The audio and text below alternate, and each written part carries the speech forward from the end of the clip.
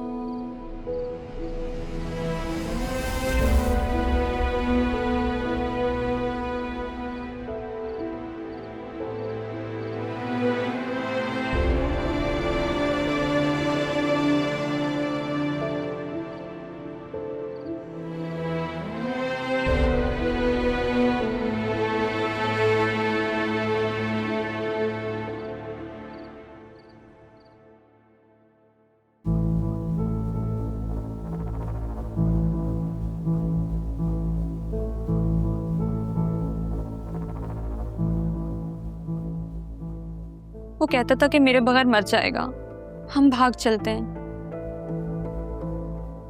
लेकिन अगर उसकी अम्मी ने शादी करवा दी तो? लेकिन उसकी अम्मी ने और उसकी बीवी ने मेरे साथ दादी वाला सलूक किया तो मैं क्या करूंगी? होश करो सिद्रा, होश करो।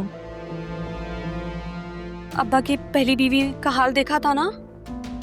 और वो मेरी बहन, नहीं, मेरी सौतेली बहन। हाँ, मेरी सौतेली बहन। याद है ना उसको अम्मी ने कैसे घर से निकाला था? नहीं सिद्रा, कुछ सोचना होगा। लेकिन अगर काशिफ को कुछ हो गया या उसने कुछ कर लिया तो?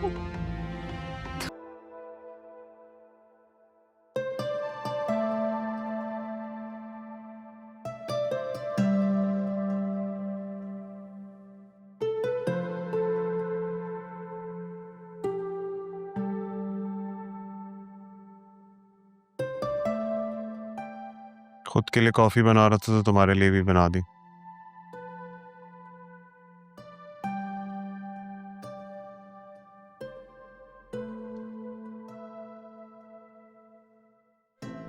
रात भर सो नहीं सका मैं। यही सोचता रहा कि मैंने क्यों तुमसे ऊंची आवाज में बात की, इतना गुस्सा किया तुम्हारे साथ, और तुमने कैसे सब कुछ सह लिया और मुझे कुछ नहीं कहा। I am really sorry. मुझे तुमसे ऐसे बात नहीं करनी चाहिए थी, लेकिन मैं क्या करूं? मुझसे बर्दाश्त ही नहीं होता कि कोई तीसरा हमारे बीच में हो। कोई तीसरा नहीं, माँ है मेरी सरियों। मैं जानता हूं तुम्हारी माँ है, लेकिन मैं तुमसे इतनी मोहब्बत करता हूं बतूल, मुझे अच्छा नहीं लगता कि तुम किसी और को जवाब दो। सरियों, मोहब्बत और खौफ एक साथ नहीं चल सकते। जहाँ मोहब्बत होती है वहां पे दूसरे को स्पेस देनी होती है।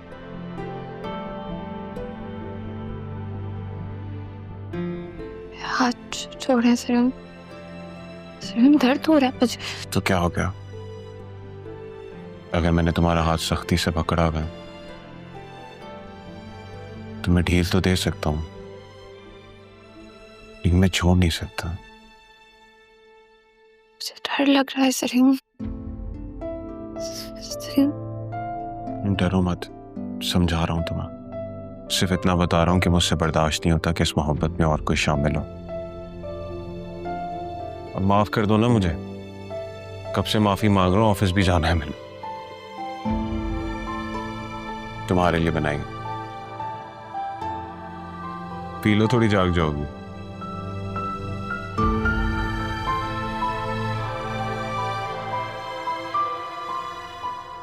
मैं क्या करूं? मैं रिग्रेट में नहीं जी सकती। नहीं सिद्रा, क्या है मैं? तुम्हारी कबीर से कोई बात हुई है? अब वो मुझसे बात ही कहाँ करते हैं और ना मैं उनसे बात करती।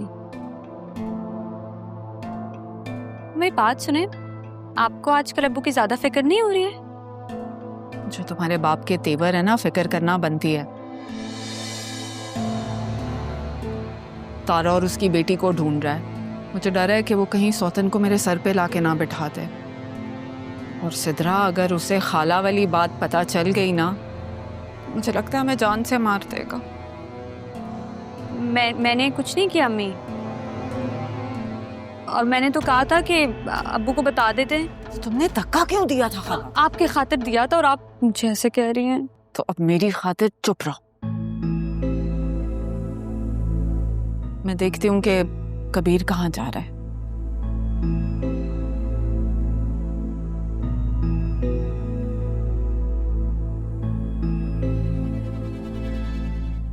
अम्मी की बातों ने तो मुझे डरा ही दिया है। तो क्या काशिफ की बात मान लूं और यहाँ से भाग जाऊं? हाँ, यही करती हूँ और इसी तरह से ना मैं इस डर से निकलूंगी। भाग जाते हैं इसी तरह। काशिफ को फोन मिलाते हैं।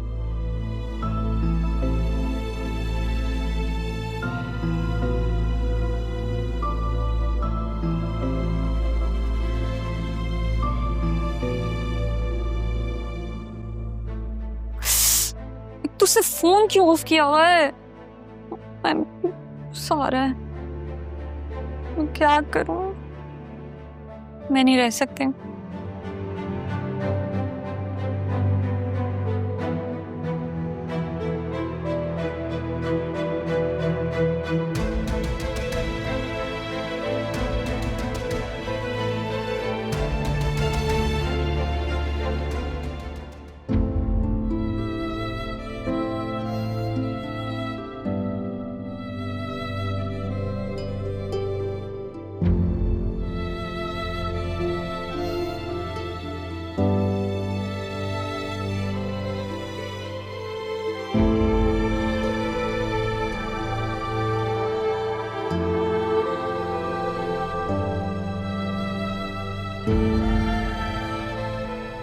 राहा,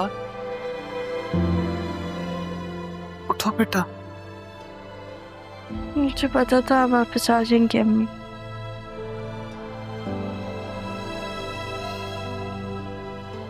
तो ये सब एक ख्वाब है। मैं भी तो तुम्हारी माँ जैसी हूँ।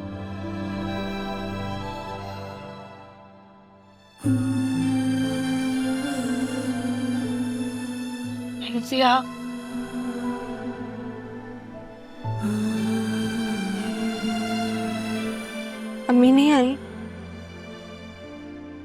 नहीं बेटा, जो लोग इतना दूर चले जाते हैं वो वापस नहीं आते।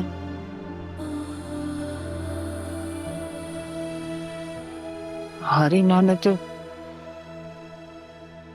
जिंदगी में बहुत मुश्किलें बर्दाश्त की, लेकिन मुझे पूरा यकीन है कि अब वो सुकून की जगह में। जन्नत पे जो लोग जाने वाले होते हैं,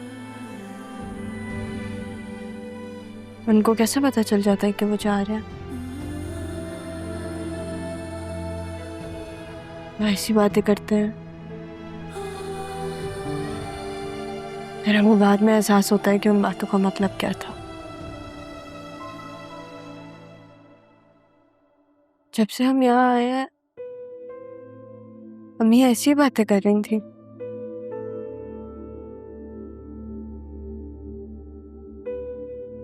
ये तो नहीं जानती कि उन्हें कैसे पता चल जाता कि वो हमसे दूर जाने वाले, लेकिन इतना जरूर जानती हूँ राहा, जब हम किसी से प्यार करते हैं ना तो उसे तकलीफ में नहीं देख सकते। शायद इसीलिए वो अपनी बात पूरी तरह तुम्हें बता नहीं पाई। वरना खुद ही सोचो बेटा, क्या कभी हम अपने प्यारों को अपने से दूर जाने दे सकते?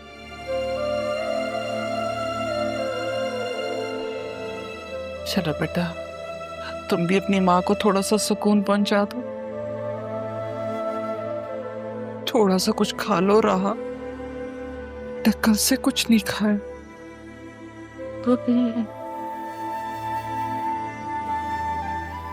अगर तुम ऐसे ही करती रहोगी ना तो तारा को बहुत तकलीफ पहुंचेगी। वो नाराज हो जाएगी मुझसे,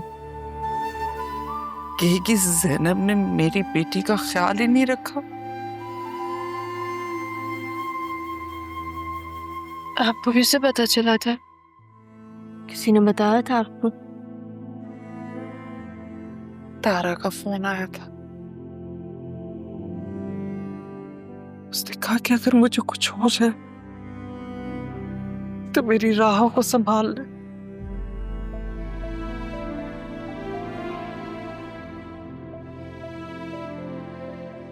अच्छा टूट गई ना ज़ैनब भी?